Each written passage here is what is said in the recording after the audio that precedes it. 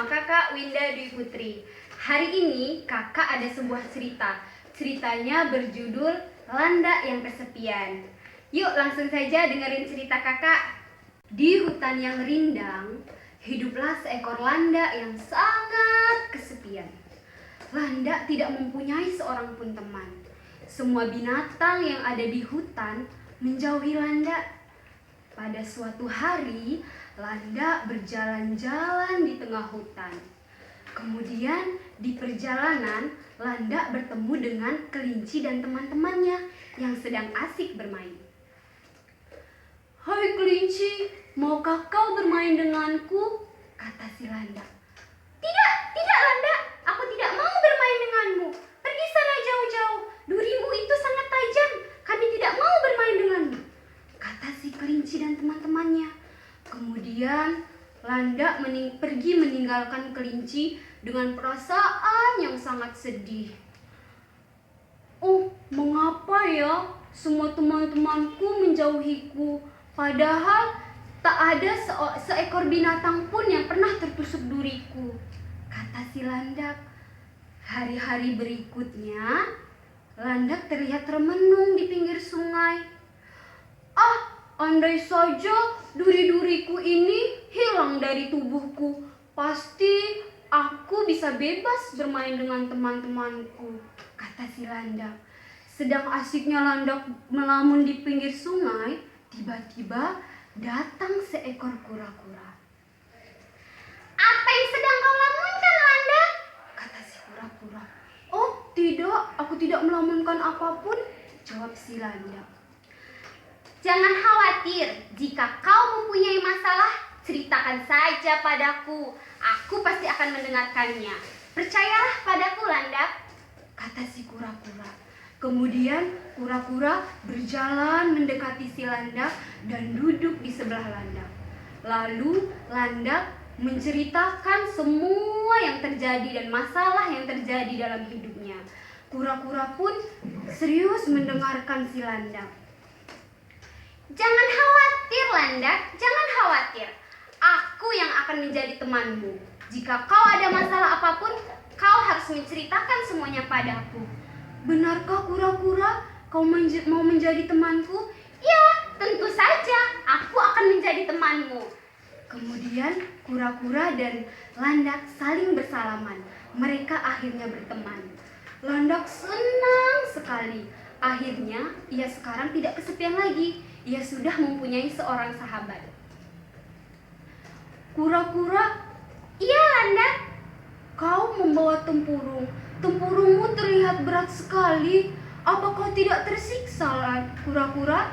Oh, tidak, sama sekali. Aku tidak sama sekali tersiksa. Tahukah kau bahwa tempurungku ini itu adalah yang melindungiku. Jika ada bahaya, aku tinggal menarik kakiku dan kepalaku masuk ke dalam tempurung. Hebat kan?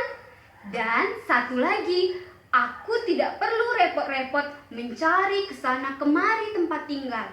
Karena rumahku ini bisa aku bawa kemanapun aku suka. Bagaimana? Hebat kan? Wah, iya, hebat sekali ya kura-kura. Wah, senangnya mempunyai rumah yang bisa dibawa kemana-mana.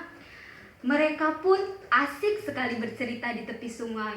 Landak menjadi senang sekali. Sekarang ia sudah mempunyai seorang teman. Nah, suatu hari di hutan diadakan sebuah pesta. Ya, pesta ulang tahun kodok. Kodok mengundang semua hewan yang ada di hutan, termasuk landak. "Ayo landak, kita pergi ke pesta kodok bersama-sama," ajak si kura-kura. "Oh, tidak, aku tidak mau pergi ke pesta ulang tahun kodok." "Kenapa kau tidak mau pergi ke pesta ulang tahun kodok?" Tidak, pasti nanti ketika aku datang ke sana, semua teman-teman menjauhiku karena takut tertusuk duri tajamku ini, kata si landak. "Jangan khawatir, aku kan akan menemanimu di sana. Kau tak akan sendirian. Tahukah kau, landak, bahwa di pesta kodok itu akan banyak sekali makanan dan buah-buahan. Nah, satu lagi yang paling penting, di pesta itu nanti akan ada banyak sekali buah apel. Bujuk si kura-kura kepada Landak. Mendengar kata apel, Landak langsung mau untuk ikut ke pesta ulang tahun. Karena apa? Karena Landak sangat menyukai buah apel. Akhirnya mereka berdua berangkat ke pesta ulang tahun kodok. Pesta ulang tahun kodok berlangsung sangat meriah. Wangi aneka bunga tercium di setiap sudut ruangan. Ada 2 meja yang berisi penuh dengan buah-buahan dan makanan. Oh, lihat-lihat kura-kura, di sana di dekat meja ada 1 tong sirup apel yang banyak sekali. Oh, iya ya, ayo kita ke sana. Kemudian mereka pun menikmati sirup apel dengan lahap. Setelah itu, Landak dan kura-kura memberikan selamat ulang tahun kepada kodok. Dan setelah itu, kodok meniup lilin dan mereka bersama-sama menyanyi dan berdansa. Akan tetapi ketika berdansa, semua binatang menjauhi Landak karena takut tertusuk duri tajamnya. Landak pun merasa sedih. Akhirnya kura-kura datang dan mengajak Landak berdansa bersama-sama. Di tengah-tengah pesta kodok yang sangat meriah, tiba-tiba pesta itu terhenti dengan teriakan si tikus.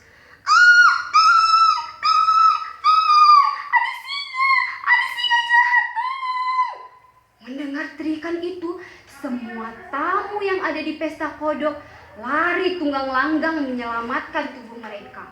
Kura-kura, karena ia tidak bisa berlari, ia langsung memasukkan kakinya dan memasukkan kepalanya di dalam tempurung. Sedangkan Landak, ia langsung menggulung tubuhnya sehingga bentuk tubuhnya menyerupai bola. Lalu singa jahat itu datang. Tiba-tiba, bruk. Sakit sekali. Ternyata ia tertusuk duri Landak.